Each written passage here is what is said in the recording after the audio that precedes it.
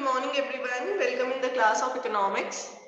So students, in our previous class we have completed chapter number 9th of Indian Eco, right? Till yet we have covered 3 chapters of term 2 syllabus related with this book. Chapter number 7th employment, 8th infrastructure and 9th environment and sustainable development. Today we have to start the last chapter of IED, that is comparative development experiences of India and its neighbors. देखिए, जब हम बात करें कि हमारा nation कितना grow कर चुका है तो हमें उसको दूसरों से कंपेयर भी करना पड़ेगा ताकि हमें पता चले हमारी प्रोग्रेस सेटिस्फैक्टरी है कि नहीं है। ठीक है, तो इंडियन इको के सिलेबस में आप पे एक चैप्टर रखा गया है जिसमें आप इंडिया की डेवलपमेंटल एक्सपीरियंस को कंपेयर करेंगे चाइना और पाकिस्तान से। हमने 2 नेबर्स ले लिए, एक जो हमसे ज्यादा सक्सेसफुल है और एक जो हमसे कम सक्सेसफुल है, तो हम दोनों के साथ स्टडी करेंगे कि कैसा आपका डेवलपमेंटल एक्सपीरियंस रहा। प्लस हमने चाइना और पाकिस्तान को ही क्यों लिया, क्योंकि ऑलमोस्ट हम तीनों नेशंस ने, इंडिया, पाकिस्तान और चाइना ने अपना डेवलपमेंटल पाथ साथ साथ में शुरू किया था। ठीक है, तो साथ साथ में शुरू करने की वजह से हम ये देख सकते हैं कि हम में से कौन कितनी प्रोग्रेस कर चुका है, वो इंडिकेट करेगा उस नेशन की गवर्नमेंट की स्ट्रॉन्ग पॉलिसीज को। तो देखिए, बहुत सिंपल सा चैप्टर है, कुछ भी नहीं, बस आपको क्या क्या पढ़ना है, क्यों हम कंपैरिजन समझ रहे हैं ये, फिर एक कंपैरेटिव स्टडी तीनों नेशन की, और फिर अप्रेजल इनकी डेवलपमेंटल स्ट्रेटेजीज का अलग अलग रिगार्ड में। जैसे ह्यूमन डेवलपमेंट इंडेक्स हो गया, जीडीपी के रिगार्ड में हो गया, तो हम अलग अलग रिगार्ड में देखेंगे कि इंडिया, पाकिस्तान और चाइना ने क्या क्या काम किया। Right, now have a look.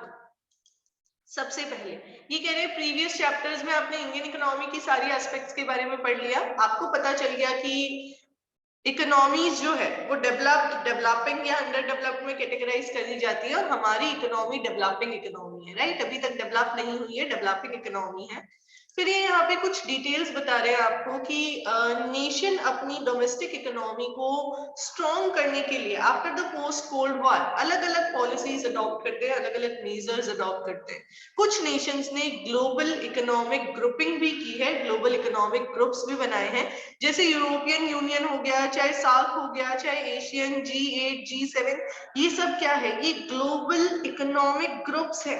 ठीक है, इनके बारे में हमें डिटेल में यहाँ पे नहीं पढ़ना है, बट आगे हायर स्टडीज में आपको इनको डिटेल में भी पढ़ना पड़ेगा। ये बेसिकली नेशंस अपने लेवल पे जब इकोनॉमिक ग्रुप बना लेते हैं तो वो ग्रुप्स है, और इन ग्रुप्स का टारगेट होता है नेशंस का डेवलपमेंट करना, प्रमोशन करना। जैसे कि यहाँ पे आपको SAARC दिख रहा है, इसका फुल फॉर्म है south Asian association for regional cooperation. ये 1985 के अंदर एस्टैब्लिश हुआ। किसकी बात कर रही हूँ मैं आपके सामने, सार्क की बात की जा रही है, south Asian association for regional cooperation. It was established in 1985। 8 countries थी इसके अंदर साउथ एशिया की, और टारगेट था इसका इंटरनेशनल कोऑपरेशन प्रमोट करना। इंडिया भी इसका एक इंपॉर्टेंट मेंबर था। ठीक है, आगे देखिए, ऐसे ही कुछ और ग्रुप्स हैं, इन ग्रुप्स की फंक्शनिंग के बारे में आप हायर स्टडीज में पढ़ेंगे इकोनॉमिक्स के अंदर। ऐसे ही यूरोपियन यूनियन है, एशियन करके है, G8, G7, ये कुछ ग्रुप्स है। ब्रिक्स भी एक ग्रुप है, इकोनॉमिक ग्रुप। आप फुल फॉर्म नोट कर लीजिए इन ग्रुप्स की, मैं आपके लिए फुल फॉर्म प्रोनाउंस कर रही हूँ, आप नोट कर लीजिए। ब्रिक्स यहाँ पे है, G8 ग्रुप 20 है। BRICS Brazil, Russia, India, China and South Africa. Brazil, Russia, India, China and South Africa.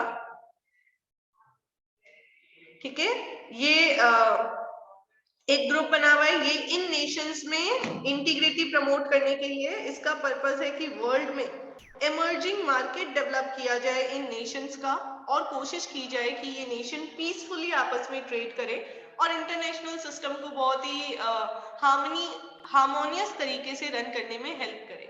तो ये कुछ ग्रुप्स है, इंडिया इनका मेंबर है। इंडिया किस किस का मेंबर है देख लीजिए, ये आपको मेंशन करके दिया हुआ है, सार्क, G8 एंड ब्रिक्स, हम इसके मेंबर हैं। फिर इसको यूज करके हमने इन ग्रुप्स का पार्ट बनके क्या क्या डेवलपमेंट किया, उससे रिलेटेड कुछ चीजें आगे आएगी।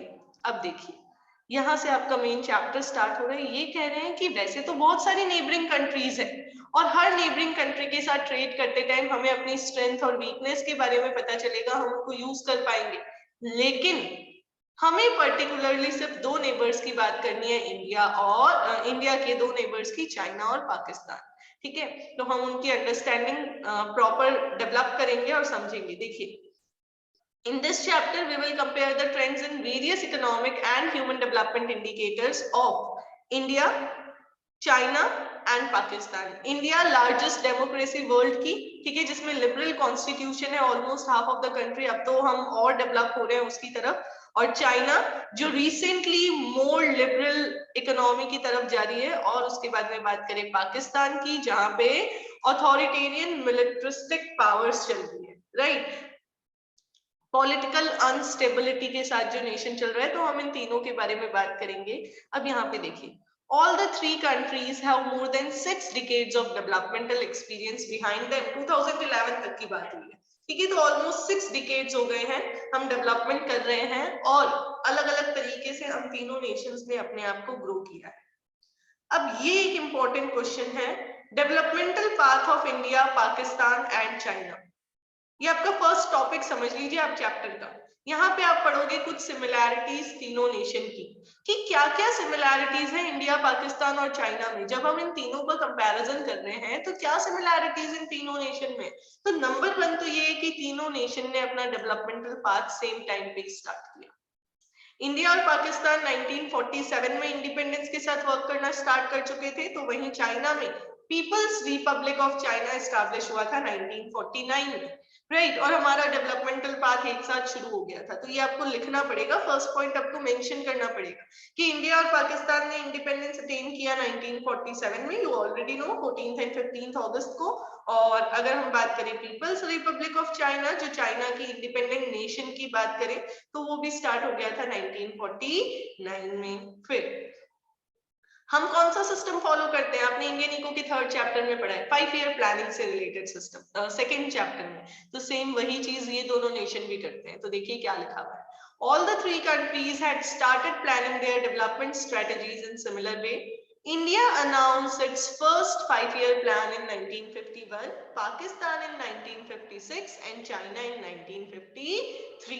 ये तीनों ही नेशंस अपने कंट्री में क्या करते हैं, 5 ईयर प्लान्स बना के डेवलपमेंट की तरफ आगे बढ़ रहे हैं, राइट। तो आपको ईयर याद करना पड़ेगा। इंडिया में कब स्टार्ट हुआ था, 1951 में फर्स्ट 5 ईयर प्लान बना था, पाकिस्तान में 1956 में और चाइना में 1953 में। अब आगे देखिए, Since 2013, Pakistan is working on the basis of its 11th 5-year plan. 2013 से 2018 तक का, चाइना अपने 13th 5-year प्लान पे है और इंडिया अपने 5-year प्लान डेवलपमेंटल मॉडल को फॉलो करते करते 12 सक्सेसफुली कंप्लीट कर लिए। अब आगे 13th प्लान की तरफ मूव करेंगे, राइट। सक्सेसफुल कंप्लीशन हमारे 12 प्लान्स का हुआ है। अब ये अलग अलग क्यों, क्योंकि बीच में गैप्स आ जाता है। आपने 5-year प्लान्स के बारे में पढ़ा है टर्म 1 में, राइट। हमने बीच में 1 ईयर प्लान, 3 ईयर प्लान्स भी बनाए हैं, जिस साल पॉसिबल नहीं था इकोनॉमिक अनस्टेबिलिटी की वजह से 5 ईयर प्लान्स को कंटिन्यू करना। फिर देखिए ये कह रहे हैं आगे आपको, currently Pakistan is following 12th 5-year plan from 2018 to 2023. China signaled a major strategic shift in the approach to economic and social development in its 14th 5-year plan. और इंडिया में एक बार के लिए रेस्ट हो गया है, ठीक है। आगे देखिए, India and Pakistan adopted similar strategies such as creating large public sector and raising public expenditure on social development. ये इंडिया और पाकिस्तान की सिमिलैरिटी है, चाइना में ये चीज नहीं। इंडिया और पाकिस्तान में ये रियलाइज किया गया इंडिपेंडेंस के बाद कि हम मिक्स्ड इकोनॉमी अडॉप्ट करेंगे, जहां पे पब्लिक सेक्टर का एक्सपेंडिचर ज्यादा होगा, ठीक है। पब्लिक सेक्टर इकोनॉमी में ज्यादा एक्सपेंडिचर करेगा और इकोनॉमी को रन करने के लिए लीडिंग रोल प्ले करेगा। प्राइवेट सेक्टर केवल एक सपोर्टर बन के चलेगा। फिर till 1980s all the three countries had similar growth rates and per capita income। 1980 तक तो सेम ही थे, बट उसके बाद में तीनों के रेट्स और रेशियोज चेंज हो गए। इंडिया एंड पाकिस्तान ने थोड़ी स्लो ग्रोथ की और चाइना ने एक मिरेकुलस प्रोग्रेस की, लेकिन हम इनका कंपैरिजन समझें इससे पहले हमें समझना पड़ेगा इनका हिस्टोरिकल और ज्योग्राफिकल बैकग्राउंड। अब ये सिंपल चीजें हैं जिसका सिर्फ एक ओवरव्यू दिया जा रहा है, you have to go with the reading part by yourself. Historical background की अगर हम बात करें तो चाइना सबसे पुराना सिविलाइजेशन है, ठीक है। इसके बारे में बता रहे हैं कि इसके कल्चर्स मोर देन 6 मिलेनिया पुराने हैं। और पीपल्स रिपब्लिक इन चाइना जो एस्टैब्लिश हुआ था, इंडिपेंडेंट चाइना की अगर हम बात करें या लोगों को जो फ्रीडम मिली वो 1949 में। जियोग्राफिकली चाइना ईस्टर्न एशिया में सिचुएटेड है, bounded by Pacific in the east. ये आपको पता है थर्ड लार्जेस्ट कंट्री है वर्ल्ड की कनाडा और रशिया के बाद, और एरिया है इसका 9.6 स्क्वायर किलोमीटर्स। फिर हम बात करें पॉपुलेशन एंड लैंग्वेज की, तो मोस्ट पॉपुलेटेड कंट्री है वर्ल्ड की, 1371 मिलियन पॉपुलेशन, और ग्रोथ रेट है पॉपुलेशन की 0.5% पर एनम। लैंग्वेजेस जो है वो सिनो तिब्बतियन लैंग्वेज है, और इसके अंदर भी 29 अलग अलग एथनिसिटीज है। जैसे हमारे यहाँ पे हिंदू के अंदर भी अलग अलग कल्चर्स होते हैं ना, सेम वैसे ही। और अलग अलग डायलेक्ट्स है चाइनीज लैंग्वेज के अंदर। जैसे वही बात अगर आप बात करो यहाँ पे हिंदी की, मारवाड़ी की या अलग अलग लैंग्वेजेस की, तो लैंग्वेज के अंदर भी अलग अलग पार्ट्स है। अलग अलग विलेजेस की अलग अलग लैंग्वेज होती है, राइट। मारवाड़ी भी है तो वो भी अलग अलग तरीके से। हिंदी है तो आप देखोगे बॉम्बे साइड के लोगों की लैंग्वेज का टोन थोड़ा सा अलग आ जाता है, तो वो सेम चीज वहां पे भी है। आगे आ जाइए, इकोनॉमी की बात करें तो ओल्डेस्ट सिविलाइजेशन वर्ल्ड का, वर्ल्ड की लार्जेस्ट इकोनॉमी रही है ये चाइनीज इकोनॉमी। और पीपल्स रिपब्लिक इन चाइना के बाद वन पार्टी रूल चला है। सारे जो लैंड्स थे, सारी चीजें थी जो इंडिविजुअल्स के कंट्रोल में थी, वो गवर्नमेंट ने अपने कंट्रोल में ले ली। लेकिन किस अकॉर्डिंग काम किया वो समझिए। 1949 के बाद गवर्नमेंट ने लोगों की सारी प्रॉपर्टी सब कुछ अपने कंट्रोल में लिया, लेकिन कंट्रोल में लेने के बाद में पॉलिसीज ऐसी बनाई कि लोगों का डेवलपमेंट हो। तो सबसे पहले जो माओ गवर्नमेंट आई थी, ये आपको याद रखनी पड़ेगी चीजें। चाइना में माओ गवर्नमेंट एस्टैब्लिश हुई और इन्होंने क्या सेट किया, देखिए, just give me a second.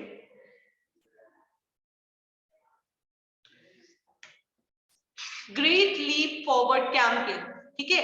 अब ये ग्रेट लीप फॉरवर्ड कैंपेन क्या था? 1958 में ज़ेडोंग माओ, जो कि चाइना के प्रेसिडेंट थे, पीपल्स रिपब्लिक ऑफ चाइना के फॉर्मर प्रेसिडेंट थे, इन्होंने 1958 में ये GLF कैंपेन लॉन्च किया और इन्होंने कहा कि इसके थ्रू हम चाइनीज इकोनॉमी को मॉडर्नाइज कर देंगे। अब मॉडर्नाइजेशन कैसे किया जाएगा, देखिए। सबसे पहले तो एम की बात करते हैं। एम था जो एग्रेरियन इकोनॉमी है उसको मॉडर्न इकोनॉमी में कन्वर्ट कर देना, इकोनॉमी में इंडस्ट्रीज को डेवलप करना, रैपिड इंडस्ट्रियलाइजेशन को फोस्टर करने के लिए ये GLF कैंपेन लॉन्च किया गया था। इस प्रोग्राम के अंदर लोगों को एनकरेज किया कि अपने बैकयार्ड में इंडस्ट्री एस्टैब्लिश करो, यानी अपने घरों में, घर के पीछे जो छोटी छोटी जगह है, जितना भी स्पेस आपके पास अवेलेबल है, वहीं पे आप क्या एस्टैब्लिश करो, इंडस्ट्रीज एस्टैब्लिश करो। और रूरल एरिया में जहां इंडस्ट्रियल डेवलपमेंट पॉसिबल नहीं था, वहां इन्होंने कम्यून सिस्टम स्टार्ट किया। कम्यून सिस्टम कलेक्टिव फार्मिंग का एक सिस्टम था जिसमें लोगों को कहा कि आप, ये लैंड आपको दी गई है, आपको इस लैंड पे कलेक्टिवली कल्टीवेशन करना है। तो देखिए GLF कैंपेन जो लॉन्च किया गया था, इसका क्या टारगेट था? इसका टारगेट था चाइनीज इकोनॉमी को मॉडर्नाइज करना। मॉडर्नाइज करने के लिए क्या किया गया? दो चीजें। इंडस्ट्रियल सेक्टर, ज्यादा फोकस तो इंडस्ट्रीज पे किया गया, इंडस्ट्रियलाइजेशन हमें करना था। और इंडस्ट्रियलाइजेशन करने के लिए क्या किया गया? लोगों को एनकरेज किया गया कि आप अपनी बैकयार्ड में ही इंडस्ट्री एस्टैब्लिश कर लीजिए। क्या कर लीजिए? आप अपनी बैकयार्ड में, घर के पीछे जहां भी स्पेस अवेलेबल है आपके पास, वहीं पे इंडस्ट्री एस्टैब्लिश कर लीजिए। और एग्रीकल्चर में रूरल एरियाज के लोगों को कहा गया कि आपको कॉमन लैंड दी जा रही है, आप उस पर मिलके फार्मिंग कीजिए, मिलके कल्टीवेशन कीजिए। ये दो चीजें किसने इंप्लीमेंट किया? माओ ज़ेडोंग ने। आपको ये नाम याद रखना पड़ेगा। फिर आगे देखिए, 1958 में स्टार्ट हुआ, तब 2600 कम्यून्स बने और प्रॉपर वर्क होने लगा। ऑलमोस्ट सारी फार्म पॉपुलेशन को कवर कर लिया था, लेकिन इस प्रोग्राम में बहुत सारी प्रॉब्लम्स भी आई। एक ऐसा टाइम आया चाइना में, ड्रॉट आया, उसकी वजह से ऑलमोस्ट 30 मिलियन लोगों की डेथ हो गई थी due to the shortage of food grains. ठीक है, तो ये आपको इसका एक नेगेटिव इम्प्लीकेशन ध्यान रखना है कि ऑल्दो जीएलएफ कैंपेन से मॉडर्नाइजेशन हुआ, इंडस्ट्रियल सेटअप हुई, लेकिन एग्रीकल्चर में वो इतना सक्सेसफुल नहीं था। एक सेवियर ड्रॉट की वजह से 30 मिलियन लोगों की डेथ हुई इसी प्रोग्राम के टाइम पे। फिर आगे बात करते हैं ग्रेट पॉलिटेरियन कल्चरल रिवॉल्यूशन। इसके अंदर वो उनको पता था एजुकेशन की इंपॉर्टेंस कितनी है, तो 1965 में माओ ने इंट्रोड्यूस किया ग्रेट पॉलिटेरियन कल्चरल रिवॉल्यूशन। इसमें उन्होंने अपने कंट्री के स्टूडेंट्स को और प्रोफेशनल्स को कहा कि आप काम करना और काम से रिलेटेड जो भी डिसीजंस है वो लेना सीखिए। कंट्री यार्ड के साइड पे यानी कंट्री साइड पे उनको ट्रेनिंग के लिए भेजा जाता था, और वो ट्रेनिंग देता कौन था? रशिया के प्रोफेशनल एक्सपर्ट्स देते थे। लेकिन बाद में रशिया और चाइना का कॉन्फ्लिक्ट हुआ, जिसके बाद रशिया ने अपने प्रोफेशनल्स को वहां से वापस बुला लिया, और चाइना का इंडस्ट्रियल प्रोसेस जो है उसमें थोड़ी सी प्रॉब्लम जरूर आई। ठीक है, तो ग्रेट पॉलिटेरियन कल्चरल रिवॉल्यूशन में आपको क्या ध्यान रखना है? केवल 3 बातें। नंबर 1, 1965 में स्टार्ट हुआ। क्या टारगेट था? अपनी कंट्री के यूथ को और प्रोफेशनल एक्सपर्ट्स को ट्रेनिंग दिलवाना, उनको वोकेशनल एजुकेशन प्रोवाइड करवाना, जिसके लिए चाइनीज गवर्नमेंट ने अलग अलग कंट्री साइड पे अलग अलग जगह पे एजुकेशनल ऑर्गेनाइजेशन सेटअप की, और उनमें काम सिखाने के लिए रशिया के प्रोफेशनल एक्सपर्ट्स को बुलाया। लेकिन रशिया और चाइना का कॉन्फ्लिक्ट होने के बाद में रशिया ने अपने प्रोफेशनल एक्सपर्ट्स वापस बुला लिए, और अब चाइना के इंडस्ट्रियलाइजेशन प्रोसेस में रशिया उनकी हेल्प नहीं कर रहा था। फिर आगे आ जाएगी, फर्स्ट और सेकंड दोनों की प्रॉब्लम्स आपको बता दिया। अब रिफॉर्म्स की बात करते हैं। जैसे हमने liberalisation, privatisation and globalisation adopt किया, वैसे ही चाइना ने भी किया। एलपीजी रिफॉर्म हमने कब किया था अडॉप्ट? 1991 में। चाइना ने रिफॉर्म्स अडॉप्ट किए थे 1978 के अंदर। ठीक है, चाइना के रिफॉर्म्स कब आए? 1978 के अंदर। इनिशियली ये रिफॉर्म्स एग्रीकल्चर, फॉरेन ट्रेड और इन्वेस्टमेंट सेक्टर में इंट्रोड्यूस किए गए थे। इनिशियली चाइना में ये रिफॉर्म कहाँ इंट्रोड्यूस किए गए? एग्रीकल्चर, फॉरेन ट्रेड और इन्वेस्टमेंट रिलेटेड सेक्टर्स में। एग्रीकल्चर में कम्यून लैंड्स जो थी, कॉमन लैंड्स, हमने ऊपर बात की थी ना जीएलएफ कैंपेन में, उनको स्मॉल प्लॉट्स में कन्वर्ट किया गया, छोटे छोटे प्लॉट्स में, और फिर लोगों को वो लैंड्स अलोकेट कर दी गई थी। ओनरशिप राइट नहीं दी, केवल अलोकेशन किया लैंड का, ताकि वो उस लैंड को यूज करके आउटपुट जनरेट कर सके, प्रोडक्शन कर सके। तो ये फर्स्ट पार्ट आपको याद रखना है। नंबर 2, उनको कहा था कि आप इस लैंड पे जो भी आउटपुट जनरेट कर रहे हैं उससे होने वाली सारी इनकम अपने पास रख सकते हैं। गवर्नमेंट को बस आप क्या कर दीजिए, स्टिपुलेटेड टैक्स रेट डिसाइडेड थी, उसके अकॉर्डिंग टैक्सेस दे दीजिए। यानी गवर्नमेंट ने एक टैक्स रेट डिसाइड कर ली। एग्रीकल्चर में रिफॉर्म इनिशिएट किया, तो क्या किया? जो कॉमन लैंड्स थी कम्यून सिस्टम में, जिसको कॉमन लैंड बना दिया गया था, उन लैंड्स को छोटे छोटे प्लॉट्स में डिवाइड करके डिस्ट्रीब्यूट कर दिया था among the people. But distribution ownership के लिए नहीं था, सिर्फ यूज करने के लिए लैंड्स अलॉट की गई थी। ओनरशिप अभी भी गवर्नमेंट की थी, और लोगों को कहा कि आप गवर्नमेंट की लैंड को यूज कीजिए, इस लैंड पे एग्रीकल्चरल आउटपुट बनाइए, और आउटपुट से होने वाली सारी इनकम अपने पास रखिए, बस गवर्नमेंट को टैक्स दे दीजिए। क्योंकि अल्टीमेटली गवर्नमेंट चाहती थी नेशन के प्रोडक्शन को बढ़ाना, तो इससे काफी पॉजिटिव इम्पैक्ट हुए। और लेटर फेज में इंडस्ट्रियल सेक्टर में जब रिफॉर्म्स इंट्रोड्यूस किए, तो प्राइवेट सेक्टर फर्म्स को और विलेज एंटरप्राइजेस को या टाउनशिप को प्रमोट किया गया। ठीक है, और इनको कहा गया कि भाई अब प्राइवेट लेवल पे जो भी इंडिविजुअल अपनी एंटरप्राइज सेट कर रहा है, उसको पूरा फ्रीडम है कि वो गुड्स बनाए और गुड्स को मार्केट में सेल करे। ठीक है, और लेटर स्टेज पे गवर्नमेंट एंटरप्राइजेस को प्राइवेट एंटरप्राइजेस के साथ कंपीट करने के लिए छोड़ा। यानी अगर हम वैसे देखें तो सेकेंड पॉइंट में इन्होंने प्राइवेटाइजेशन किया, right? Give me a second.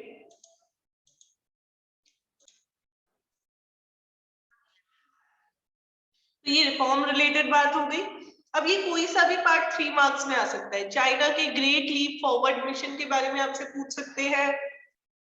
इसके अलावा आपको कम्यून सिस्टम ऑफ फार्मिंग के बारे में पूछा जा सकता है। रिफॉर्म्स पूछ सकते हैं, कब और कैसे इंट्रोड्यूस हुए, तो आपको सारी चीजें पता होनी चाहिए। Next one very important, dual prices in the reform process.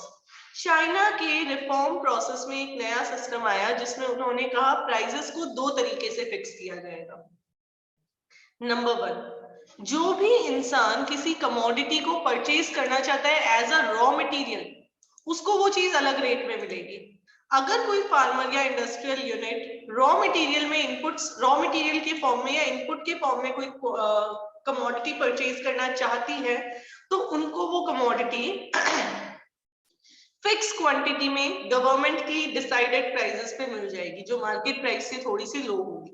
और अगर आप और किसी पर्पस से इनपुट आउटपुट को परचेज या सेल कर रहे हैं तो आपको मार्केट प्राइसेस पे डीलिंग करनी पड़ेगी। यानी वही बात है, प्राइस रेगुलेशन किया गया कि अगर आप इनपुट्स की फॉर्म में खरीदना चाहते हैं, फार्मर है या इंडस्ट्रियल यूनिट है, तो आपके लिए गवर्नमेंट ने प्राइसेस डिसाइड कर दी है कमोडिटी की, ताकि आपको कुछ बेनिफिट मिले। इनडायरेक्ट सब्सिडी कह सकते हैं हम इसको। और अगर आप अदर किसी भी पर्पस से कोई कमोडिटी की बाइंग और सेलिंग कर रहे हैं तो उस कंडीशन में आपके ऊपर मार्केट की रेट लगेगी। मार्केट में जो भी प्राइसेस प्रिवेलिंग है आपको उसी रेट्स पे सारी डीलिंग करनी होगी। और लास्ट, चाइना में स्पेशल इकोनॉमिक जोन एस्टैब्लिश किए फॉरेन इन्वेस्टर्स को अट्रैक्ट करने के लिए।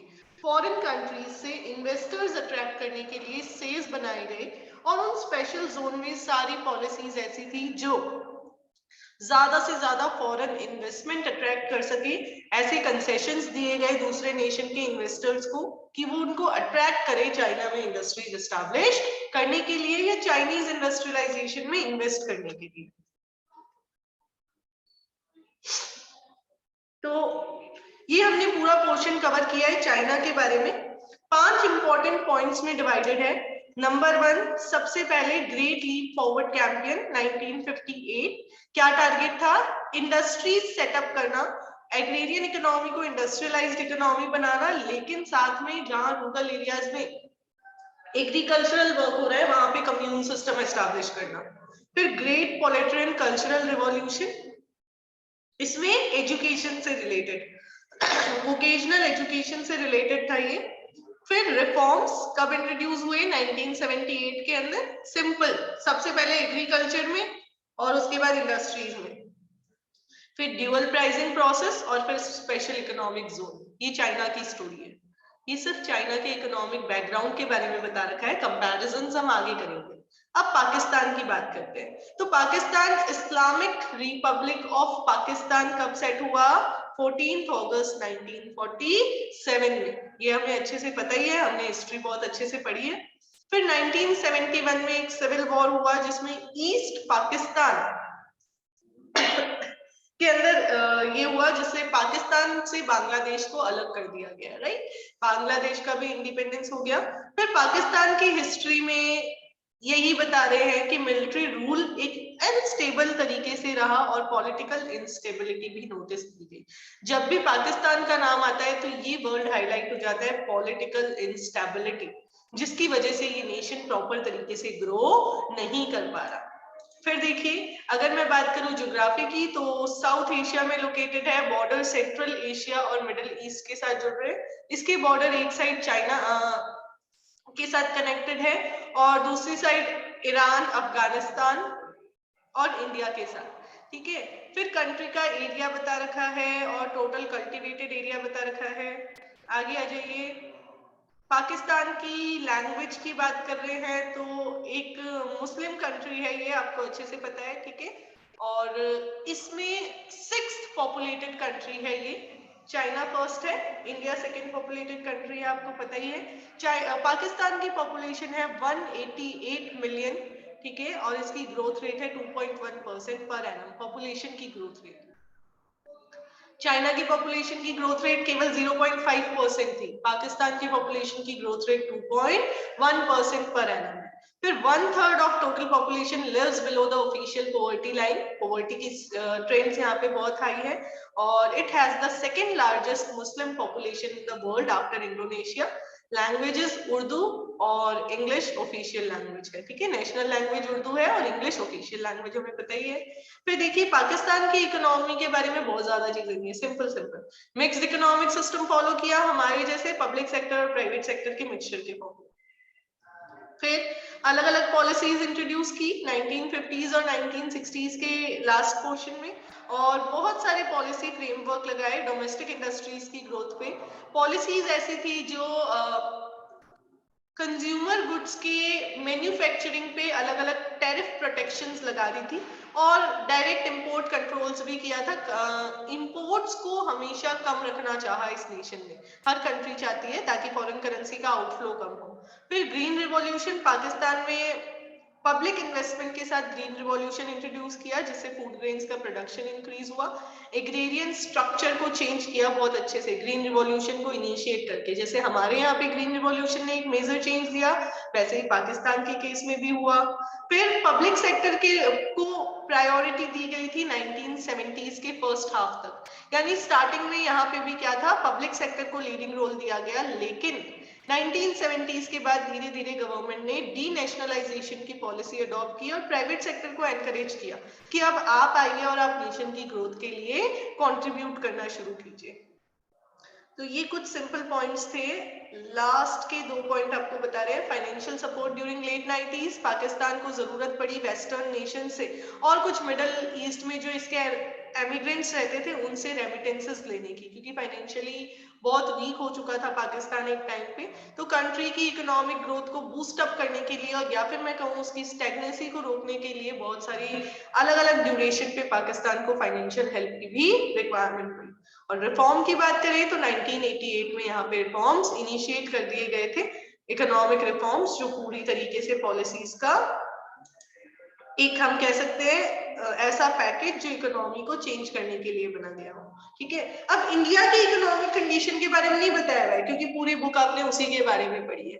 पाकिस्तान और चाइना की इकोनॉमी के बारे में आपको सिंपल चीजें पढ़ाई है। क्या क्या यहाँ पे आपके क्वेश्चन बन सकते हैं चाइना से रिलेटेड, मैंने आपको बता दिया। हो सकते हैं जीएलएफ पे 3 मार्क का क्वेश्चन बन जाए, ड्यूअल प्राइसिंग पॉलिसी पे 2 मार्क का क्वेश्चन बन जाए, तो ऐसे करके आपको प्रिपरेशन करनी है। और पाकिस्तान की इकोनॉमी से रिलेटेड डायरेक्ट क्वेश्चन बनता है 4 मार्क्स का, कि highlight some point related with the economic background of Pakistan. तो ये आपको समझ लेना है। अब आगे ये जो पूरा पोर्शन है, ये मेन चैप्टर कंपैरेटिव पोर्शन वाला स्टार्ट हो रहा है। अब आप कंपैरिजन करेंगे इंडिया, पाकिस्तान और चाइना का। डेमोग्राफिक इंडिकेटर्स के बेसिस पे कंपैरिजन किया हुआ है, और फिर कंपैरिजन किया हुआ है जीडीपी और डेवलपमेंट के बेसिस पे। तो देखिए डेमोग्राफिक वाला कंपैरिजन, आप एक बार इसका ओवरव्यू लेके रखेंगे। पॉपुलेशन बता रखी है, annual growth rate in population बता रखी है, density, sex ratio, fertility rate और अर्बनाइजेशन। आसान सी चीजें हैं, सिर्फ ये टेबल और टेबल लर्न नहीं करनी है, टेबल एग्जामिनेशन में आती है, हमें तो सिर्फ उसका एक्सप्लेनेशन देना आना चाहिए। ठीक है, तो ये एक टेबल गिवन है। पॉपुलेशन की बात कर रहे हैं कि चाइना मोस्ट पॉपुलेटेड नेशन है, हम सेकेंड पॉपुलेटेड नेशन है, और पाकिस्तान 6th नंबर पे आता है। लेकिन हम दोनों नेशंस के कंपैरेटिवली बहुत कम पॉपुलेशन है। फिर पॉपुलेशन की ग्रोथ रेट के बारे में बता रखा है। तो ये सारी चीजें हम ओवरऑल कवर करने वाले हैं। ठीक है,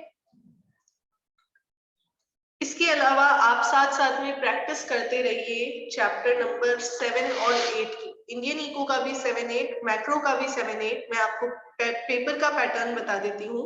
मंडे को जो आपका छोटा सा क्लास टेस्ट होने वाला है, उस क्लास टेस्ट के अंदर मैं आपको 2 मार्क्स के और 3 मार्क्स के क्वेश्चन देने वाले हैं, तो आप उस अकॉर्डिंग प्रिपेयर कीजिएगा। 2 मार्क्स और 3 मार्क्स के क्वेश्चन दिए जाएंगे। और अगर हम बात करें आपके मेन जो एग्जामिनेशन होने वाले हैं, पोस्ट टर्म एग्जामिनेशन, तो उसमें भी 2, 3 और 4 मार्क्स के क्वेश्चंस होंगे। 2, 3 एंड 4, तो आपको सारी प्रिपरेशन उसी अकॉर्डिंग करनी है। Is it okay to everyone? All right then, have a nice day, enjoy yourself.